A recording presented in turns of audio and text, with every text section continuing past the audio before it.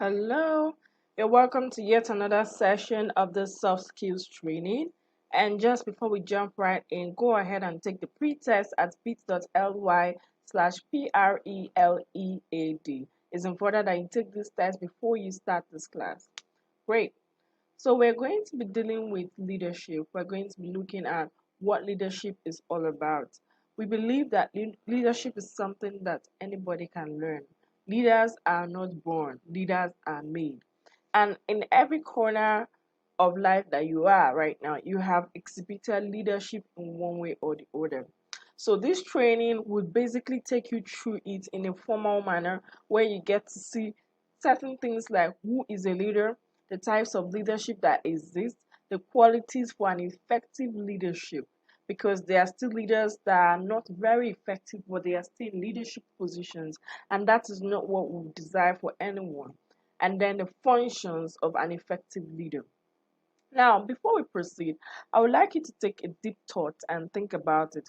What do you think leadership is? What do you define as leadership? Is it just somebody that is at the helm of affairs? Do you think that leadership is something that must be granted, that it is a title, somebody must make you a leader? What do you think defines leadership? All right, so let's look at some of the things that we have. A leader is someone who influences a group of people towards the achievement of a goal. And of course, this kind of influence, we are hoping it's a positive influence. All right, because there are still leaders that are not very positive, but they are still leading a group of people towards achieving a negative goal. All right, so a leader leads other people. You usually see that a leader does not work alone. A leader is working with a team of other people, usually called followers, and then he leads them on a journey towards achieving a goal. He influences them, he motivates them to get things done. And then he will discover gaps along the way and then mobilize others, work with them to fill that gap. In society right now, there are leadership positions everywhere. At the helm of affairs of this country, there is a leader. But I need you to understand that leadership is not only about country countrywide leadership or things like that. You can be a leader right here in this fellowship. You can show leadership even without you having a group of people that nominated you to be their leader. Okay? Right. So leadership is very important that everybody understands how to exhibit leadership, because it's a skill, is a virtue that will take you to places in life. Once you understand how to be an effective leader, it sets you apart. It shows that you are somebody that can motivate other people towards achieving a goal. And from time to time, you keep seeing that there are individuals that are very effective at influencing people, that is, at leading people. And there are different reasons why they could be that effective in leading people. Number one could be persuasion styles. They have very strong persuasion skills. If you really sit down deeply and think about it, every other person, every leader that you've admired, they have a certain way of persuading people, whether with words, whether with attitude, whether with action. They persuade people that they are working with to take action. They motivate them to take action.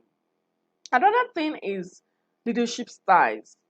By leadership styles, we mean the different ways by which they lead people, by which they influence people.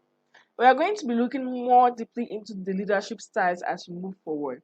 But then, the different leadership styles that exist and that they're able to execute for their leadership enables them to be effective. Another one is the personal attributes of the leader. We are all born and raised differently. And certain people are much more charismatic at leading based on their upbringing. Maybe they are the first child and they're already used to exhibiting leadership in small circles, like within the family, where they are leading their siblings into taking better decisions, or even from schools where they are the class captain, things like that. So those personal attributes builds up. So you will see that somebody that has been exhibiting leadership, that has been in leadership positions, no matter how little, from a young age, may differ slightly from somebody that has never been in a leadership position but stumbled at it at an older age. Again, we keep saying this. Leadership is something that is learnable. It's not something that you're born into. And so no matter where you are right now, no matter how good of a leader you are, you can become better. No matter how bad, you can actually become very good. Now let's look at some leadership styles that exist. And this is a short video, and you just see how in this video this lady is leading this person. This person is blindfolded. She's leading the person, she's giving the person instructions on what to do, what step to take, how to take it, right? Compare this with somebody that is not giving instructions. The person is leading a blindfolded person, but is dragging the person. He's not talking, he's not saying words, but the person is just dragging the other person, dragging him along. Oh, let's take care, let's take care. These are different ways that you can see how leadership styles work. There are certain people that prefer to give instructions. Do this, do that. There are certain people that prefer to lead the way. All right. So what do you think is the difference between the two?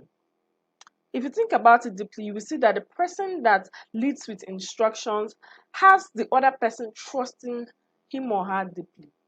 When you are, just imagine that you're the person that is being blindfolded in this video, and you are being encouraged, take this step, take the other step, take, of course it means you're not seeing, you are actually obeying the words that the other person is saying. And for you to be able to trust, to follow through on what the other person is saying, you need to trust that person. So this kind of leadership style, where it's just based on instructions, it relies heavily on trust. The person that is following the leader needs to trust the leader completely in order to be a good follower, in order to be led very well. Now, in the other example I gave you of somebody that is blindfolded and is being led, not with instruction, but being dragged along, then it's not about trust anymore. And usually, if the leader stumbles on that journey, almost immediately the follower also stumbles, because the follower is the one that is being dragged along, following the leader. In that kind of leadership style, the challenge is that the follower may not be able to have their own initiative, may not be able to really sit down and trust and take decisions.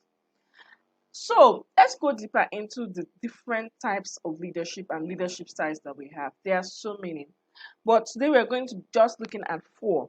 One, transformational leadership. Two, authoritarian leadership. Three, the laissez-faire leadership.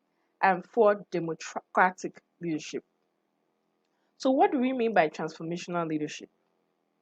In transformational leadership, you see that the leader focuses on the vision, the big picture.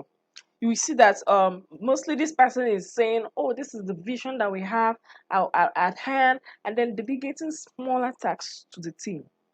So you usually see this transformational leadership in organizations where the employees are motivated and then productivity is enhanced because the leader has high visibility and is the one that is communicating the vision that he has.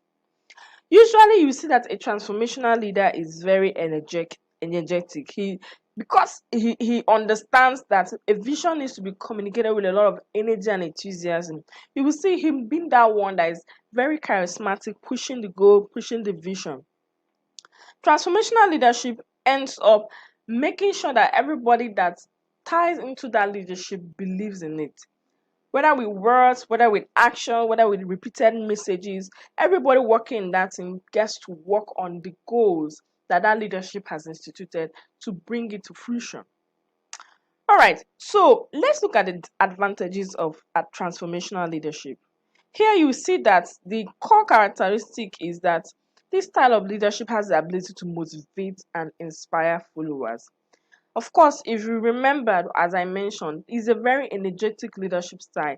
The transformational leader is just there talking a lot about the vision, delegating tasks to the follower. So there's a lot of motivation and inspiring of followers, because in this case, when the followers are motivated enough and inspired enough, they believe enough in the vision that the leader has to execute it. Another advantage you will see is that the leader directs positive changes in groups. He's able to just tell groups, oh, this is what I need you to make happen. And another group, this is what I need you to make happen. And then it's brought to fruition. So usually you see that the changes may be instituted in groups, maybe in form of tasks that are dedicated to different groups or different teams. Another advantage is that the performance is usually higher in this kind of leadership style, because you see that it's based on that whole motivation and inspiring part of leadership. And so the employees or the followers that are following this sort of leader, they usually perform higher because they buy into the vision of the leader. They buy into it and they have satisfaction because they feel like, oh, they are part of a big thing that is going on. Again, in transformational leadership, you will see that the transformational leader is not just the talker, all right? He's also somebody that has to exhibit positive values such as honesty, trust, fairness, because when the person is exhibiting all of these things, it's easier for the follower to see that this person is not just a talker but also a doer. So it's somebody that needs to also be oriented towards service, someone that needs to be walking the talk. Every leader needs to do this. Every type of leader needs to do this. But generally, in this type of leadership, you will see that the transformational leader has to almost always serve as well, almost always lead the way, show people the way. And then because he's been talking with them, inspiring and motivating them, they get to believe in him and then show the same thing that he shows. But then there are disadvantages, as with all things.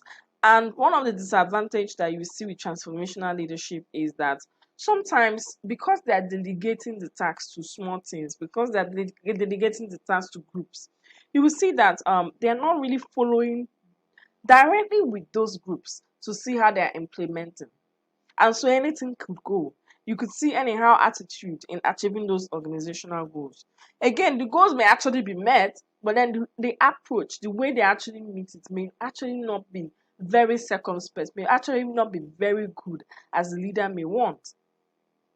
Again, another disadvantage is that you will see that based on that whole not detailed supervision, you see that the employees or the followers get to start working on irrelevant things. They may work longer hours than they should because there's no clear target. There was just tasks that were delegated to groups. And maybe if those groups were just working just like that, there'll be lots of confusion. And then you will see that the employees will end up losing inspiration for work. Of course, this inspiration may be bumped up if the transformational leader comes up again and then motivates them again, makes them to see the vision again, and all of that. But this is something that generally happens a lot. You will see that frequently they lose track of what they are doing. Then another thing is transformational leadership takes time. It really takes time. It's not a style that any organization or anybody would use when you want to see quick results. Again, I mentioned that you see that in this sort of style that there's no direct or very serious supervision. It's just delegation to groups. And so, because of those distractions that could happen and all of that, there's no direct results. So it could take time for a leader to see results from the followers or from the employees when the person is using the style. I hope you've understood this bit about transformational leadership. All right, let's go over to authoritarian leadership. What comes to your mind when we talk about authoritarian leadership? Just think about it briefly, because I know he's already giving you a picture of something that is commanding, controlling. If that's the picture that you have, then you are correct. Authoritative leadership or authoritarian leadership is one that the leader gives very clear expectation. He says, I want this. And then it's based on commanding, it's based on controlling. The authoritarian leader makes decisions alone without input from others. He's just telling you, this is what I want to happen. He's just telling you, this is what I want to get done. You and you do this. That's it. And he has total authority. So nobody can really just thwart what he says or try to get him to decide on another thing. So this style of leadership works best when there is need for strict guidance for a group of individuals. So if you really think about it and compare with the transformational leadership where the leader talks a lot about the vision so that the people buy into it, you see that this person is not even about the talking. It's about do this and do that. Okay? So you see that this style of leadership works a lot when there are people that do not have a lot of experience. They just need to be guided. So still remember that illustration that I gave you where Somebody is directing, and another person is dragging the other person. That was an example of a leadership style. So I need you to see that those are different ways. These are different ways that people lead people. In authoritarian leadership, you see that it's just strict guidance for a group of people. Whether they're actually trying to start something new, and maybe they don't really have a lot of experience. That's what you will see in that kind of scenario. Is a sort of do this is the step we take. Usually you see this in organizations that have strict rules to follow for producing something. Now, in authoritarian leadership style, there are advantages and disadvantages, just like we saw in transformational leadership style. So let's look at the advantages. This authoritarian leadership style works well with people that require close supervision and need direction. All right. So it usually has rules, regulations, standards, then just a set of rules to follow. So this style works well because work can be completed quickly with authoritarian leadership. Now compare this again with the transformational leadership. You see that the transformational leadership did not have work being completed quickly because there was no direct supervision. But in authoritarian leadership, there is direct supervision. There are just rules to follow, regulations, there are standards to follow. And so work is completed quickly because nobody is trying to buy into the vision, nobody is trying to believe in something or anything like that. They just know do A, B, C to get D. And that is what happens here. Again, another advantage that happens in authoritarian leadership is that the leader has more knowledge than the followers do. So it's a sort of advantage because, unlike in the transformational leadership, where the leader has to be somebody that has to get the follower to be on the same level with him, in this style of leadership, the leader can afford to still be the only person that understands a lot of things, that understands big picture, that understands vision. While the followers, they may not really understand the vision. They are just on that lower level where they just do what they are being told to do. And in this case, the leader now has more knowledge than the followers. Now there are disadvantages. The disadvantage is that this style of leadership does not work well when those that are being led have equivalent or more knowledge than the leader. So just imagine that in an organization, there is an authoritative leadership that is being followed there. Then the followers, they have more knowledge than the leader. Maybe they quickly understand from the instructions or the regulations they were given, the vision, the picture, or what the goal is. They could decide that that regulation is not the real regulation that should be followed for the actual results. And then you will see that they will start being rebellious. Okay, so it doesn't work so well in that kind of situation because they will now start trying to do their own things differently. They'll now start trying to remind the leader that they are better, they know better. So this style of leadership is not really it doesn't really work well in that kind of situation. It may work well when you see that, oh, those people, the followers do not really know a lot of things like the leader. But when the followers know almost the same as the leader or even more, it doesn't work well. You will see that there is rebellion in that situation. Another disadvantage is that it does not promote creativity at all. The followers in this case, they are just following sets of instructions. Do this, do that. Yes, sir. That's all. They don't have creativity. And many people, in fact, naturally, human beings are not wired to like this kind of leadership. Because naturally, human beings would like to experiment, try things out differently. But this style of leadership does not allow for that. And then the thing is, over time, because human beings are not really wired for this kind of leadership, you will see that they become hostile, they may become rebellious, and then it changes a lot of things. It's not something that is very sustainable over a long period of time. Now, you will always see this kind of leadership in the military. That's where it's really obeyed a lot because there are sets of rules and there are regulations and there are consequences when those rules are not followed. Okay, so I hope you understand how authoritarian leadership works. The next one is the laissez-faire or delegating leadership style. And this leadership style really works well with people that are highly trained, highly experienced. So imagine in a workplace where there are people that are not beginners, they are not they are not people that are just starting work experience. They have experience, they know what to do part time. Then in this case, delegating or laissez-faire leadership works a lot because those sort of people just require minimal supervision. In this case, the leader simply provides little guidance to those reporting to them. Okay, so imagine in a medical laboratory and the head med lab technologist has some experienced med lab scientists working under him. In this case, he doesn't need to explain to them how to do anything, everything.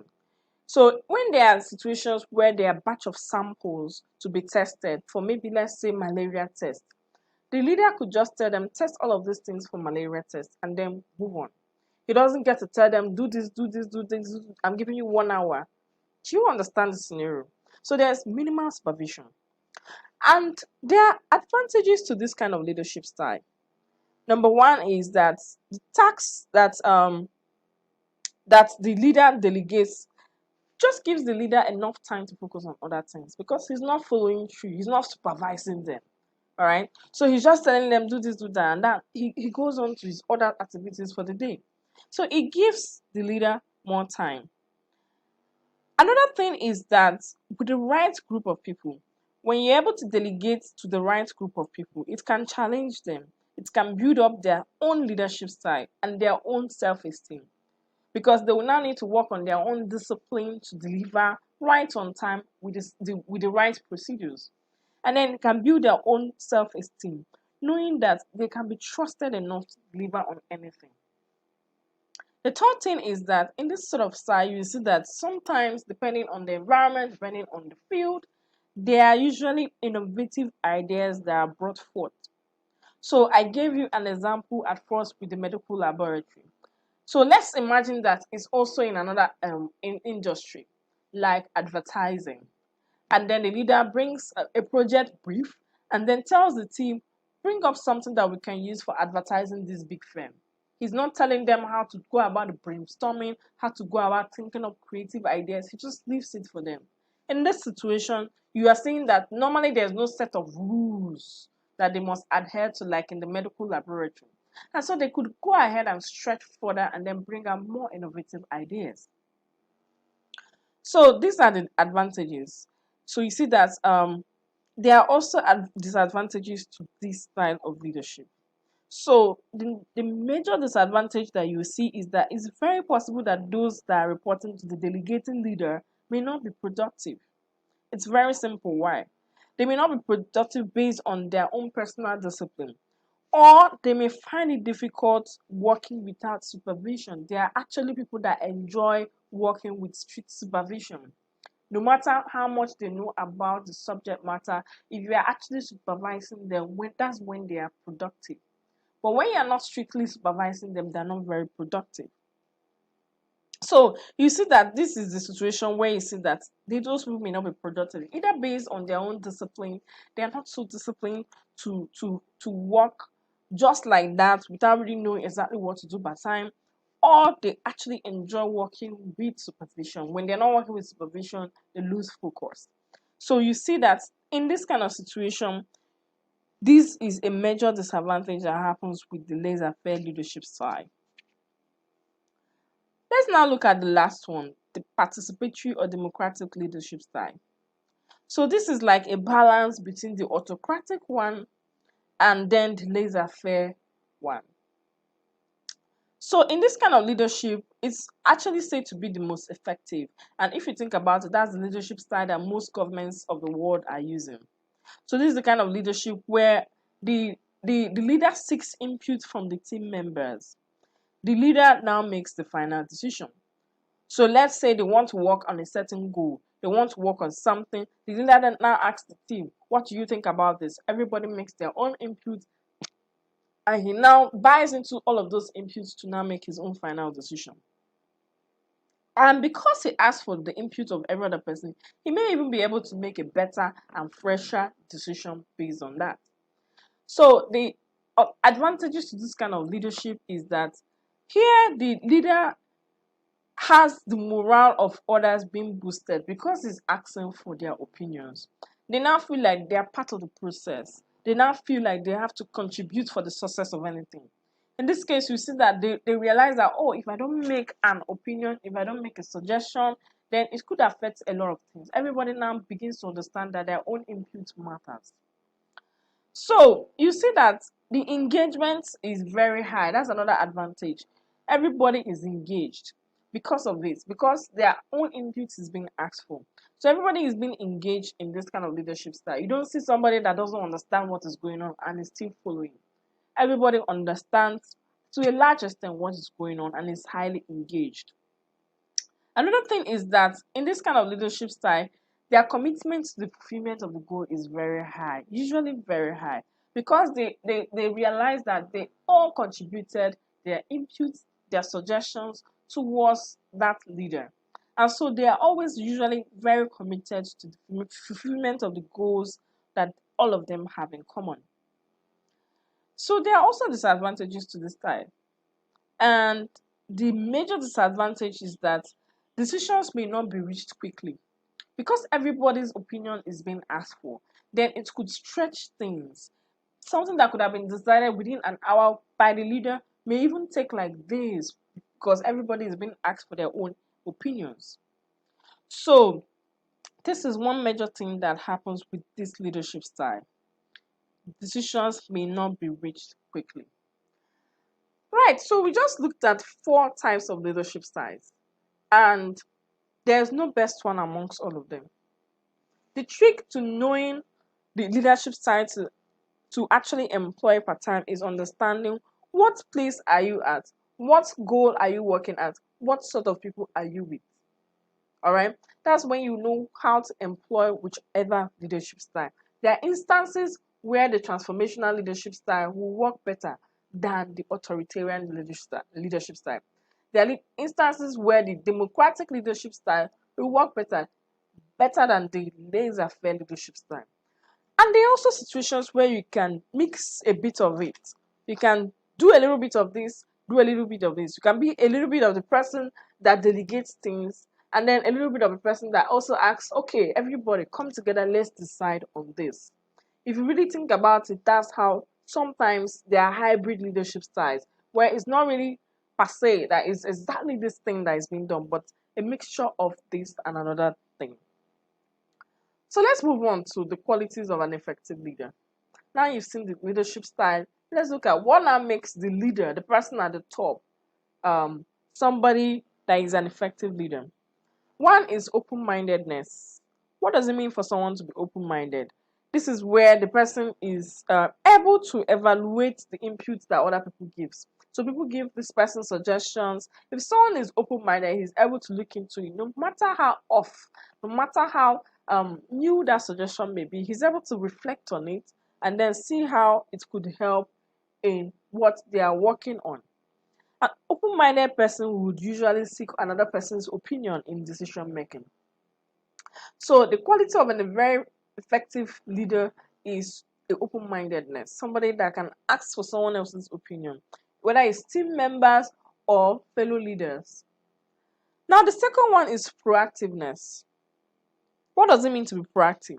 This means that the person is thinking steps ahead. An exceptional and effective leader should be somebody that is always thinking ahead, that is always foreseeing and thinking what could be next. So a proactive leader needs to be ahead of the followers. That's also one of the beauties of having a leader. This leader is able to think what could happen next? What can we prepare for going forward? Another effective leader quality is good communication skills. As a leader, you must listen a whole lot. So, a leader is somebody, an effective leader that has good communication skills must be willing to understand others, must be willing to ask questions, must be willing to consider their options and lead them to the right direction.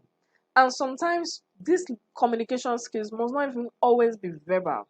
It could also be picking the non-verbal cues that other people are giving off. What do I mean by non-verbal cues? Are everybody in the room looking moody? They don't even need to tell you anything. Then you now realize, okay, we need to talk about why everybody is looking moody. So having these good communication skills is very, very important for a leader. A leader needs to understand the tone of the people he's working with. Another one is delegator. An exceptional and effective leader needs to be someone that delegates things. You don't have to do everything by yourself. You need to be somebody that can understand the talents of other people, understand the interests of other people, and then delegate tasks to them accordingly. Delegating will also free some time for the leader to think of other things, to be able to be more proactive. So delegating is a very important skill quality for a leader. There are some people that may find it difficult to delegate appropriately. Maybe because they don't trust other people. They don't trust other people to do the work just as much as they would have been able to do. And so this is something that everybody must work on, being able to delegate things. Another thing is the ability to motivate. So this ability is very important because when you keep leading by telling people exactly what to do, then you see that it's like we saw in the authoritarian style. It can be quite tiring. Those people don't use their initiative. Okay, so somebody that has the ability to motivate can cause other people to actually buy into their vision, believe in it, and execute alongside with them. So the ability to motivate will cause people to just want to join in the vision, cause other people to want to join and then bring that goal that you're working on to fruition. So every leader needs to understand how to motivate other people, whether it's in terms of talking to them or in form of action when they see you actually doing the work and they see that they can buy into that vision and work towards it to bring it to pass. Then another quality of an effective leader is organization. A leader needs to be very organized, whether it's in terms of being organized for meetings, for presentations, or even just showing confidence that other people are able to just be part of a team and then join in things. Organization is very important. When a leader is organized, he thinks ahead. He's able to motivate other people that are working with him to actually prepare for things as well. He's not just the only one that is being prepared, he's preparing them for the situations, he's preparing them for the things that they have to work on. A leader needs to be very organized, not just for meetings, not just for events, but for the future of anything that they're working on. Another quality is to learn continuously. Learning continuously. Nobody knows it all. And a good leader should be somebody that seeks to know what is the next thing that I should know, what is important for me to know, what new concepts is important for us to work on this thing and succeed. Learning continuously is a quality that every leader should have. Learning continuously. Now, another quality is humility. Humility is more like the willingness to admit mistakes and then make amends. So many times you will see that some people make mistakes and they don't admit to it. If you point it out to them, they don't have the willingness to accept it. They have so much ego and pride, and they are covering up for it. An effective leader is someone that will be willing to admit it, and not just admit it and it stops there, but make amends. Make sure that that mistake does not repeat again. Whether it's in terms of the decisions that they made that turned out poorly, they're able to make amends, apologize for it, and then move forward. Another quality of an effective leader is emotional intelligence. Now, emotional intelligence is a very interesting topic on its own, and it could mean a lot of things. But interestingly, emotional intelligence is how the leader is able to actually understand the reasons behind the followers' behavior. When you are when someone is emotionally intelligent, you're able to actually say things the right time, do things the right time. So when a follower or an employer is doing things differently, an emotionally intelligent leader seeks to understand why are you behaving the way you're behaving? What could we do differently? Emotional intelligence is very important for a leader because someone that is being emotionally intelligent will always understand when the followers are out of tune and then seek to understand what could be going on with them. Now, these are some of the qualities of an effective leader, and this is not an exhaustive list. There are so many qualities of an effective leader, but these are the major ones that we are looking into for the course of this series. Then let's move forward and look at the functions of an effective leader. An effective leader is somebody that coordinates and controls internal activities. That is, internal activities of a unit or of a company or organization. It depends on what the activities could be. The leader needs to understand, control, and coordinate it. Another thing is the leader enforces group values and norms. Every group, every organization that has a leader naturally has group values and norms. Think about it, whether it's in a WhatsApp group or a big organization, there are usually values, there are usually normal things that are expected for everybody in that group. When those values or norms are not being respected enough or are being thwarted by some followers, is the function of the leader to be able to remind everybody that those values and norms are not to be thwarted and to enforce it. So, another function is to protect the group from outside pressures. What do we mean by outside pressures? There could be situations that could be actually actually be affecting the output of everybody in the team. And then those situations are things that the leader can be able to look into and protect the group from. So imagine in an organization where perhaps the things that are happening outside are really a lot. People are trying to poach the employees and all of that. The effective leader can now set measures in place to make sure that everybody within is protected from being poached, from leaving the group and then not working on the overall goal that they are working on. And that's just an example for an organization. There are different instances where every group, every association that has a leader may have outside pressures. And then the leader at that point has to ensure that he puts things in place to protect the group. Another function of an effective leader is that he links the group with other groups. People cannot just exist on their own like an island. The effective leader can seek to make sure that those people in the group are mingling with others, mingling so that they could learn, so that they can improve on what they are already doing, and so on. Another point is that he creates a climate of trust and eliminates fear. So this is something that an effective leader needs to do. Be somebody that ensures that every other person in that group is not living in fear, is not doing things based on fear, but does things based on trust. Then an important function of an effective leader is that he adapts to change. Things are bound to change. Plans are bound to change. Things that were agreed on may not be working how they should be working, and then they will need to change the plan. So the effective leader needs to understand and then adapt to change and not be so rigid but flexible. So these are some of the things we've looked at. And I hope so far you've gotten a better understanding of an effective leader. Which of the points are you very happy about? Did you learn more about types of leadership? Did you learn more about qualities? Drop it in the comment section. Let us know. Also, if you have any questions, then drop it on Slack. Drop it on Slack so that other people in this fellowship or your facilitators can actually answer those questions for you. And before we end, there's this conclusion on this leadership topic that I love a lot.